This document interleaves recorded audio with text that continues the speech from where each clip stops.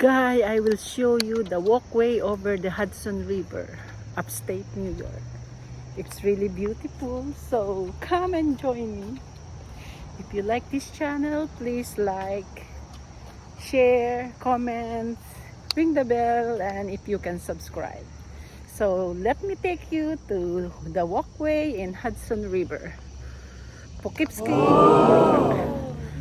Okay, here we go. I'm recording. Guys, we are in the walkway over the Hudson. Woo! Welcome to... Did you see an American with umbrella?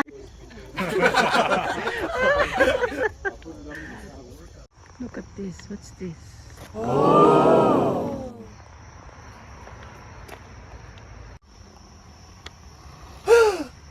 In the light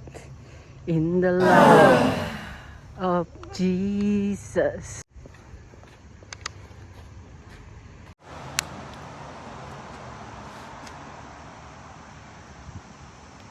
Guys, hello, good morning. It's a beautiful Saturday morning and I'm here in Walkway Over the Hudson. So I'm going to show you a beautiful place. I never been here in this bridge. It's just for walking, and here you go. Guys, I want to share with you the story about the bridge.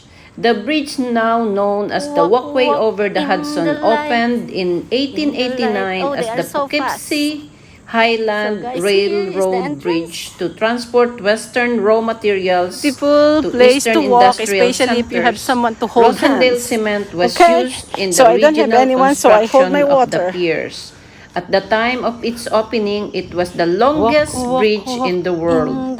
In addition to freight trains, the bridge hosted passenger trains connecting Boston, New York, Harrisburg, Philadelphia, Baltimore, and Washington as early as 1890.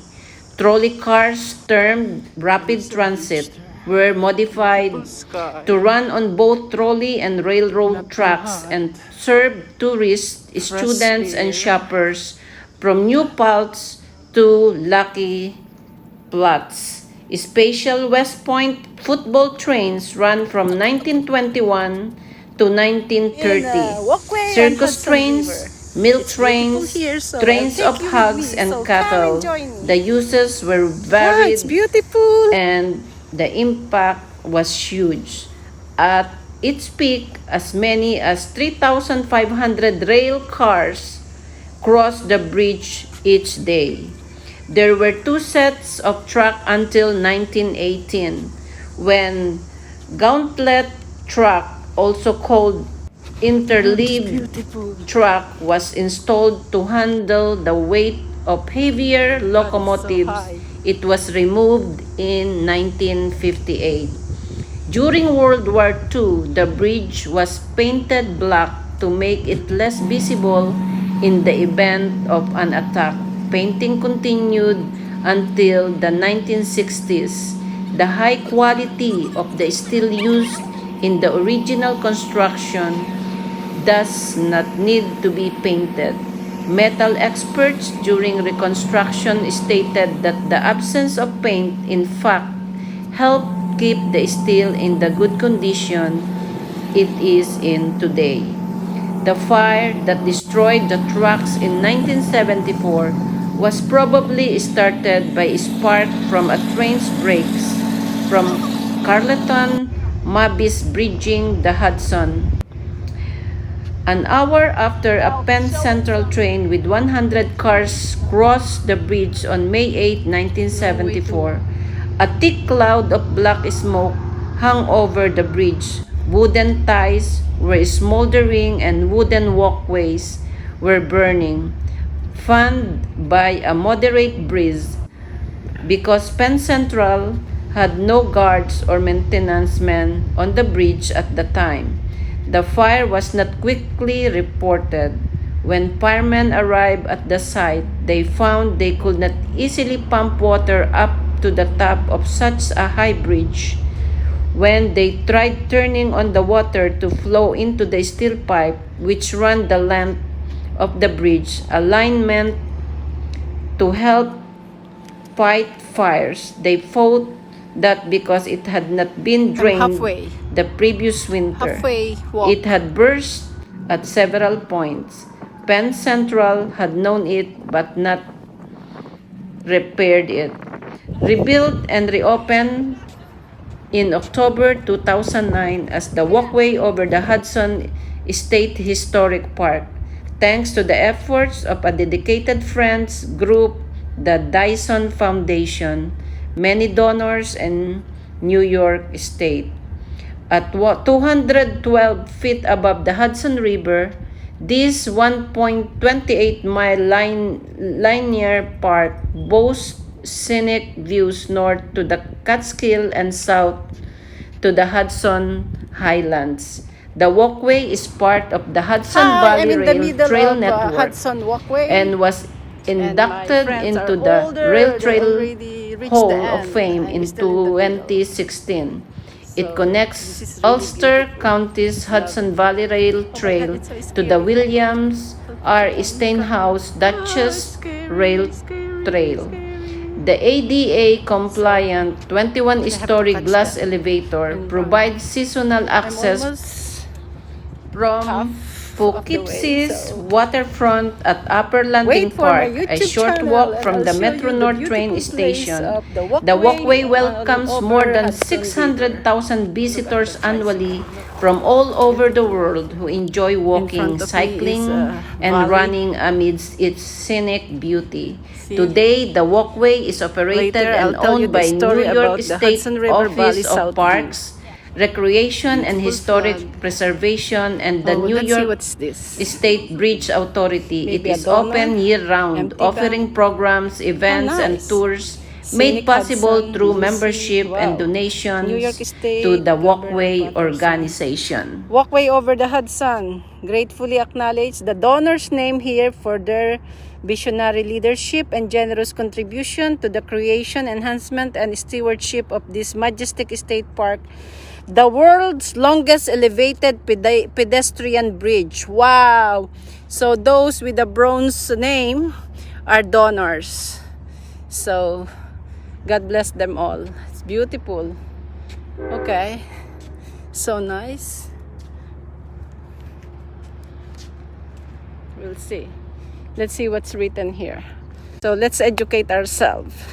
Walkway Over the Hudson gratefully acknowledges the extraordinary contribution of the Dyson Foundation for its remarkable commitment to fulfilling a vision to preserve, restore, and create this iconic structure that ensures a legacy of public enjoyment, great pride, and prosperity for the people of Hudson Valley for generations to come.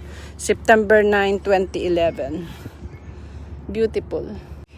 The Poughkeepsie Highland Bridge is the oldest surviving steel cantilever bridge in the world, and when built, had the longest truss route across the Hudson River south of Albany, and it's facilitated the movement of coal eastward and manufactured goods westward for 85 years. Restored as the Walkway Over the Hudson, the bridge provides an outstanding example of adaptive reuse. Its designers were Thomas C. Clark, as President 1896, and Charles MacDonald, as President 1908.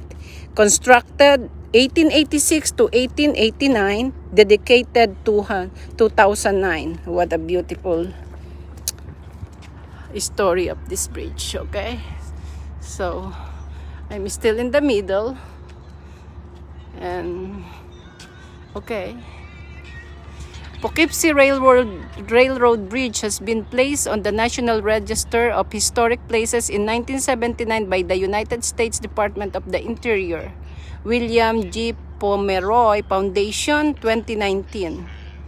Nice. It's so nice to learn about the history of this bridge. Walkway Bridge.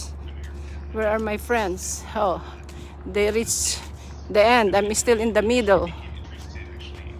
Workers wore special safety gear during the project, Beautiful. balanced on an 18-inch So let me see if beam I can put my more hand. than 200 feet above the river.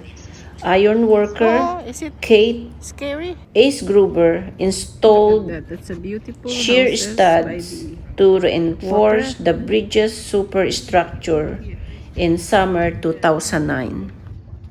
Nice. Poughkeepsie's waterfront was an active Okay, this is construction kind of staging area where for you're the viewing right bridge here. with a constant flow of Hudson boats, River. barges, building We materials, and started workers. there. The Hudson I don't River know how Day many Line miles it is. steamer Albany glides under the bridge in 1894. The steamboat company provided regularly scheduled passenger service between New York City and Albany from 1863 It's a to beautiful house 1948. in the middle of the valley. During construction, the submerged cribs were inspected by divers to ensure they were solid and secure. Initiative underway to clean the Hudson River and its shoreline. Central Hudson is completing a $40 million multi-year project to clean the lingering residues of a plant that once made gas from coal to make light and heat for Poughkeepsie's almost reaching homes the and end. businesses. The former manufactured gas plant operated Beautiful side. from 1911 Cannot until see the the start. 1950s when it was replaced by modern natural gas. Where are they? Working under the approval of the New York State Department of Environmental Conservation and the New York reached the State Department of Health, Woohoo! Central Hudson is executing a Beautiful. Thank you, comprehensive cleanup Nice plan that will remove remaining byproducts state from of river mind. sediments Experience New and York's adjoining elegant property. historic sites created by some Tugboats of push tanker America's most barges, influential some families. as long as See the 600 treasure, feet hear the up and stories. down the Look river. at that beautiful The side. barges carry petroleum, gasoline, heating oil, jet fuel, and We similar have to go back to that products. side. The Hudson River's width ranges from 3 to It's a 4 long feet walk. at its So let's see. source, Lake Tier of the Clouds, to 3.5 miles at Havestraw Bay. Here, the river is 0.5 miles wide. Guys, I hope you enjoyed this beautiful long walkway bridge in the world. So, please continue to watch because I have the part 2. Hi guys, I finally reached the end. Oh, look at the beautiful view here. See you in my YouTube channel.